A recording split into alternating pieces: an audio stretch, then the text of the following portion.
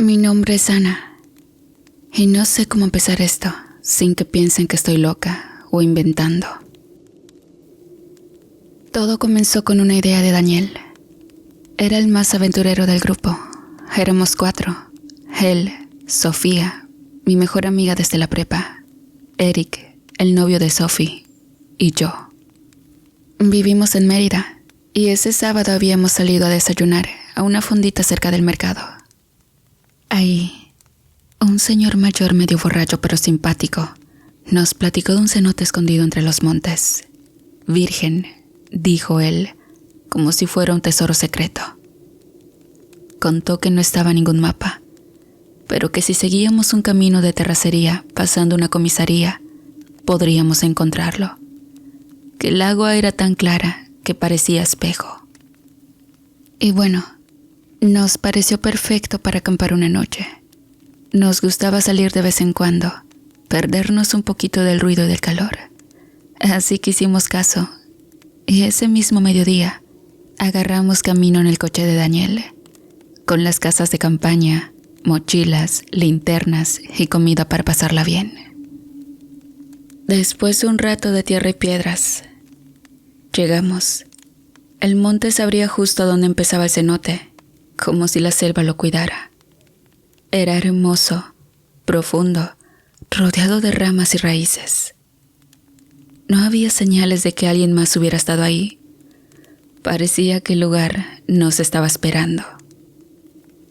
Y bien, armamos el campamento a unos metros del borde, en un espacio plano con sombra.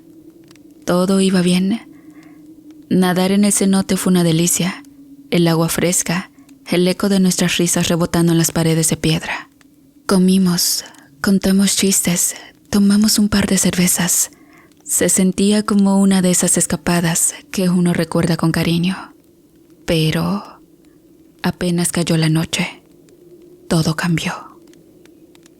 Desde que apagamos las lámparas y nos metimos en las casas de campaña, el ambiente se volvió raro. El monte se sentía extraño, como si estuviéramos metidos en un lugar que no quería que estuviéramos ahí. Pensé que era idea mía, que solo estaba sugestionada por lo solitario del lugar, pero no. Pasó poco después de la medianoche. Estábamos todos acostados, platicando entre casas de campaña, cuando escuchamos una risa. Una risita aguda, como de un niño travieso. Alguien se rió entre los árboles, muy cerca. ¿Escucharon eso?, preguntó Eric. Sí, contestamos los 3 al mismo tiempo. Nos quedamos en silencio, esperando oír otra cosa, pero lo que vino después fue peor. Pisadas, pasitos rápidos corriendo alrededor del campamento, como si varios niños estuvieran dando vueltas en círculos. Las casas de campaña crujían afuera. Algo jaló una cuerda. Sofía gritó. Daniel salió primero con la linterna. Lo seguimos. Apuntamos la luz hacia los árboles, pero no vimos nada. Solo ramas moviéndose, hojas caídas y una sensación fea en el estómago. Aquí hay huellitas, dijo Sofía, señalando la tierra. Eran pequeñas, pero estaban bien marcadas, como si alguien con pies descalzos hubiera corrido alrededor. Y saben, yo pensé que era una broma, que alguien del pueblo nos estaba jugando una, o que algún grupo de niños nos había seguido para asustarnos. Pero entonces, Daniel se quedó parado, con la linterna temblándole en la mano. ¿Qué pasa?, le pregunté. No contestó, solo alzó la luz, apuntando una rama gruesa, a unos 3 metros del suelo. Todos miramos, y ahí estaba. Una figura pequeña como de un niño, pero no era un niño. Tenía la piel oscura, como hecha de tierra húmeda, los ojos brillosos y redondos, y una sonrisa torcida que no parecía humana. Estaba agachado en cuclillas, como esperando algo. Nos miraba, o más bien, miraba a Daniel, como si ya lo conociera. Yo me quedé sin aliento. Sofía gritó. El ser se escurrió entre las ramas y desapareció, rápido, como una ardilla. No hizo ruido, no dejó rastro. ¿Vieron eso?, dijo Daniel. No vi nada, respondí, aunque sentí algo dentro de mí. Supo que eso no era de este mundo. Era un duende, dijo él. Un pinche duende me estaba viendo. Y bueno, nos metimos a las casas de campaña sin hablar más. Nadie durmió. Escuchamos pasos toda la noche, risas, golpes suaves en las lonas, como si nos rodearan, como si quisieran hacernos saber que estaban ahí. No para atacarnos, no aún. Solo quería que supiéramos que éramos los intrusos. Y yo, en el fondo, ya sabía que habíamos cometido un error viniendo, solo que aún no entendía qué tan grande era. Cuando al fin salió el sol, todo se veía más tranquilo. El monte seguía igual, el cenote tan callado como antes. Eric hasta se rió nervioso. Tal vez solo estábamos cansados, ¿no? Sofía no contestó. Tenía los ojos ojerosos y la cara pálida. Yo tampoco creía que fuera cansancio. Habíamos visto algo que no debíamos ver. Y lo peor fue que Daniel lo quería repetir. Mientras calentábamos café en una ollita, Daniel se acercó con el celular en la mano. Tenía una sonrisa emocionada, como un niño que acababa de descubrir un juguete nuevo. Ya sé lo que vamos a hacer hoy. Vamos a quedarnos otra noche, como habíamos planeado. Pero esta vez voy a atrapar a esa cosa en video. ¿Se imaginan? Un duende real. Nos hacemos virales. ¿Estás loco?, dijo Sofía. Eso no era un animal ni un niño. No era algo normal. Por eso mismo, insistió él. Nadie nos creería si solo lo contamos, pero si lo grabamos. Yo le dije que no era buena idea, que no sabíamos con qué estábamos jugando. Pero Daniel ya tenía un plan. Quería dejar comida como carnada, esconder la cámara entre unas ramas y esperar. Eric, aunque dudando, terminó apoyándolo. A lo mejor sí es una especie rara o algo de aquí del monte, dijo.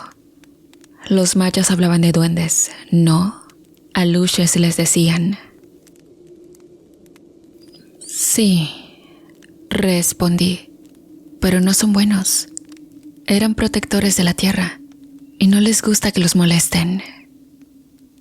Daniel se rió. Ay, Ana, no exageres. Es por una noche más. ¿Qué puede pasar? Todo puede pasar, dije en voz baja, pero nadie me escuchó. El resto del día fue raro. Ni siquiera nos metimos al cenote. Sofía y yo nos quedamos sentadas bajo la sombra, mientras los otros dos armaban su trampa. Pusieron unos pedazos de pan y chocolate en una piedra, justo donde Daniel lo había visto anoche. Escondieron el celular entre unas ramas, bien sujeto, con la cámara apuntando. Cuando regresemos a Mérida, seremos famosos, dijo Daniel. Pero yo no quería fama, solo quería largarme de allí. Esa noche cayó más rápida que la anterior. El monte se oscureció más de lo normal.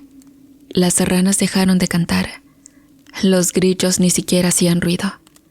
Era como si todo se hubiese ido.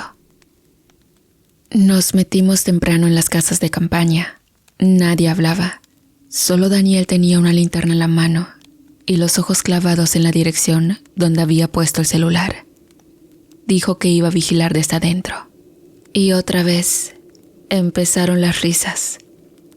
Primero lejanas, luego más cerca y luego justo detrás de nosotros.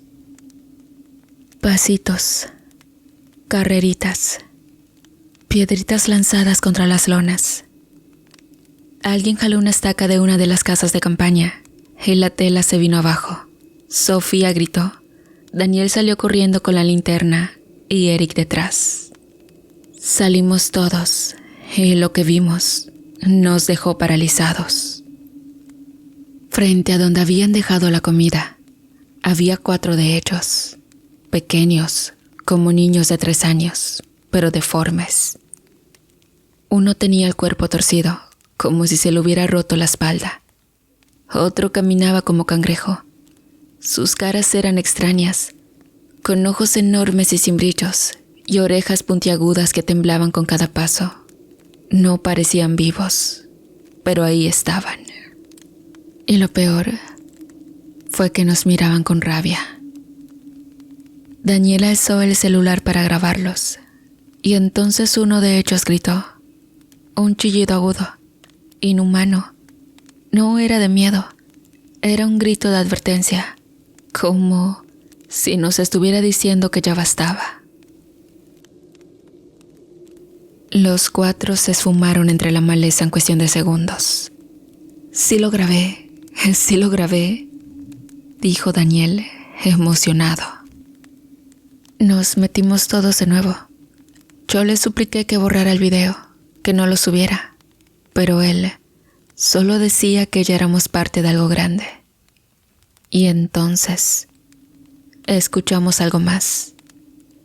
No eran risas, no eran pasos, era algo que caminaba entre los árboles. Las ramas se rompían, el suelo temblaba, el monte ya no tenía el sonido alegre de los aluches. Ahora tenía un silencio peligroso, espeso. Sofía empezó a llorar. ¿Qué hiciste, Daniel? ¿Qué hiciste? Yo también lo sentí. No eran duendes, era otra cosa, algo que ellos intentaban ahuyentar, y nosotros, con nuestra necedad, la habíamos despertado. Nos fuimos a dormir esa noche creyendo que lo peor ya había pasado. Daniel revisaba su celular una y otra vez, orgulloso del video. Sofía no dejaba de temblar, abrazada a las rodillas, y Eric intentaba convencerse de que todo tenía una explicación lógica. Yo no podía ni cerrar los ojos. Había algo más. Fue alrededor de las 3 de la mañana cuando el monte se abrió. Se abrió con un grito, un chillido agudo, de mujer vieja. No era de dolor, era de hambre.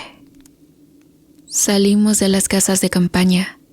Daniel aún sostenía el celular, grabando como si fuera un periodista de guerra. La linterna alumbró el camino frente al cenote, y ahí estaba.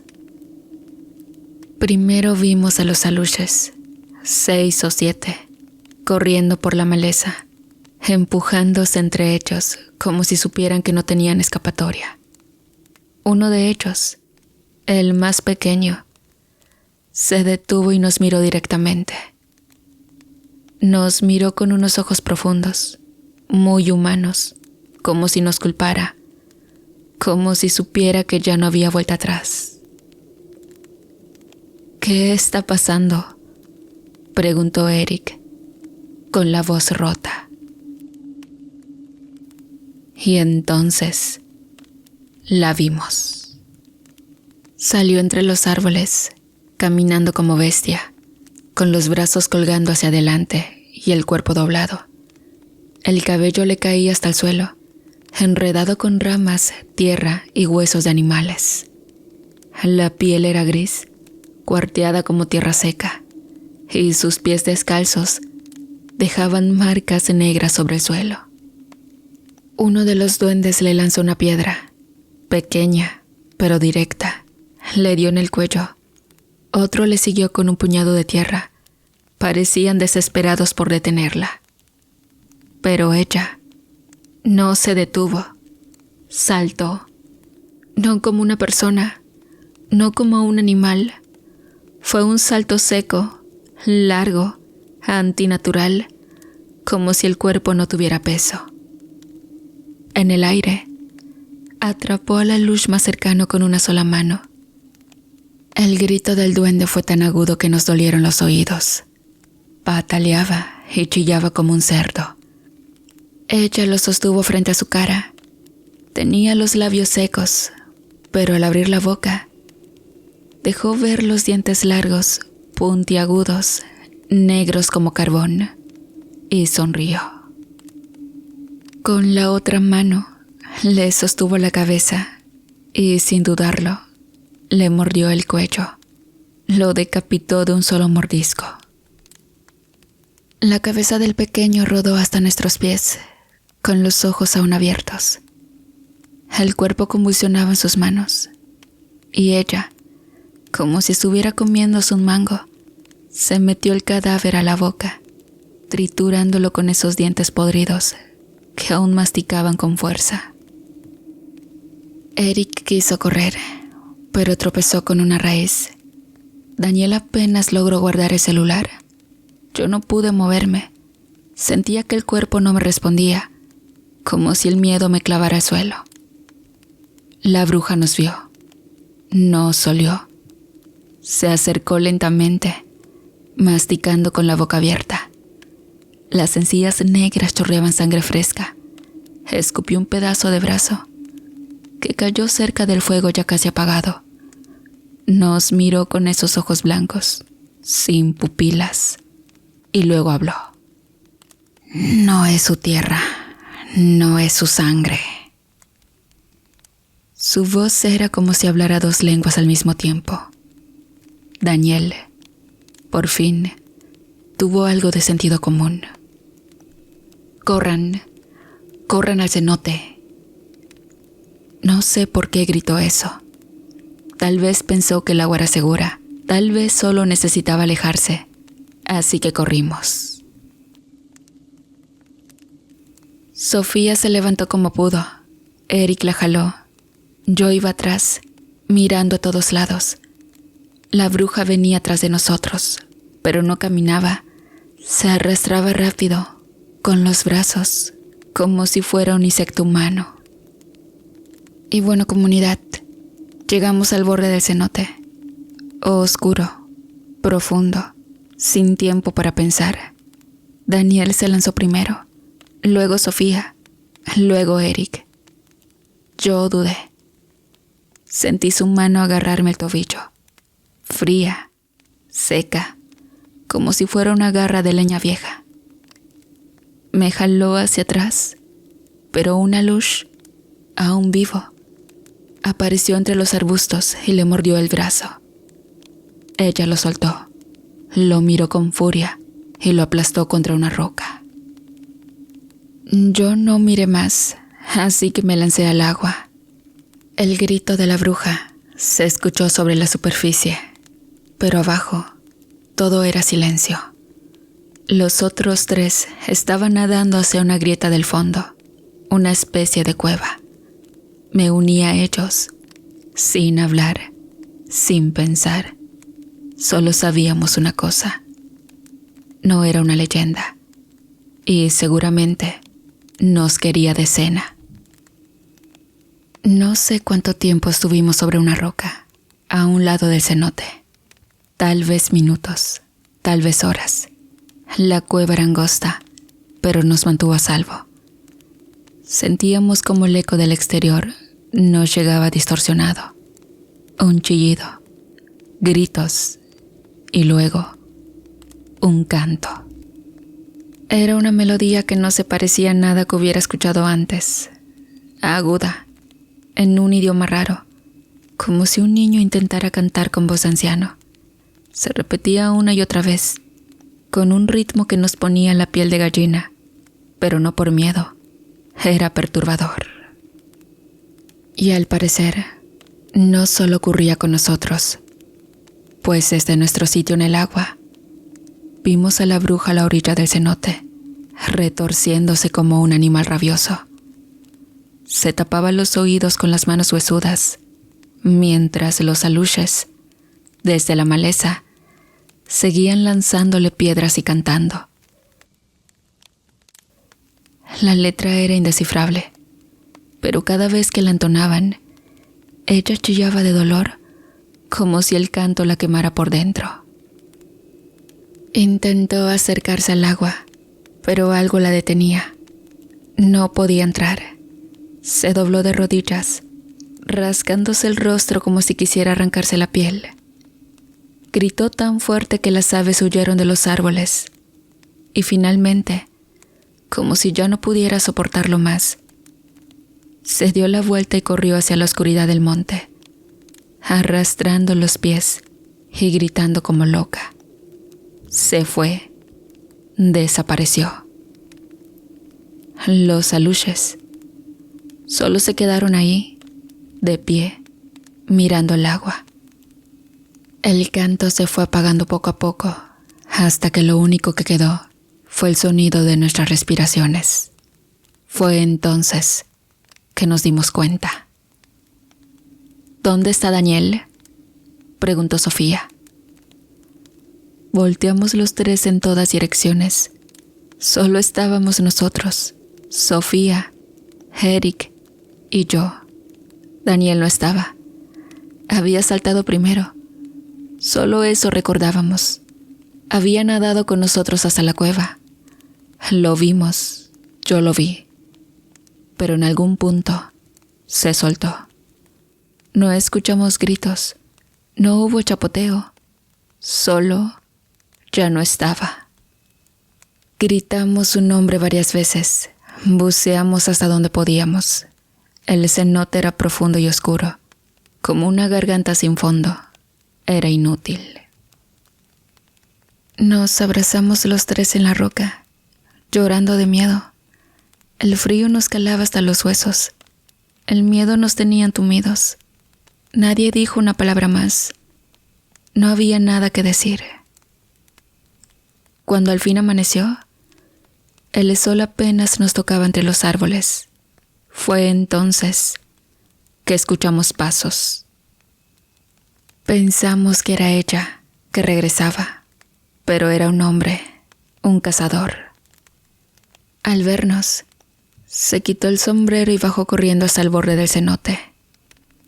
¿Qué hacen ahí, chamacos? ¿Están bien?, preguntó. No sabíamos si llorar o gritar.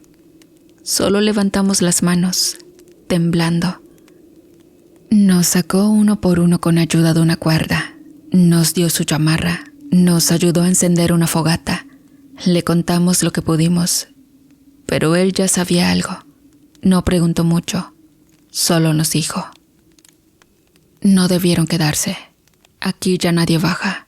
Hace años que los aluches dejaron de jugar por aquí. Por ella. Luego de eso, intentamos encontrar a Daniel, pero todo fue en vano. Nos ofreció llevarnos de regreso a la carretera. Caminamos por horas, sucios, callados, con los pies destrozados y el alma rota. Cuando llegamos al primer pueblo, fuimos directo a reportar la desaparición de Daniel. Los policías tomaron nota. Dijeron que mandarían una brigada, pero lo dijeron como quien anota una multa, sin interés, sin sorpresa. Esa misma noche, empezó el encierro por la pandemia. Las redes estaban inundadas con noticias del virus. Nadie hablaba de un joven desaparecido en un monte de Yucatán. Yo no dormí por semanas. Eric dejó la universidad. Sofía se mudó con su familia a Campeche. Nunca más hablamos de volver. Pero a veces sueño con Daniel nadando hacia el fondo. A veces lo escucho llamarme, pero su voz Suena ahogada, lejana, como si viniera de este otro mundo. A veces escucho esa canción, esa melodía aguda que cantaban los aluches, como un aviso, como una advertencia. Sé que ella sigue ahí, esperando la próxima cena.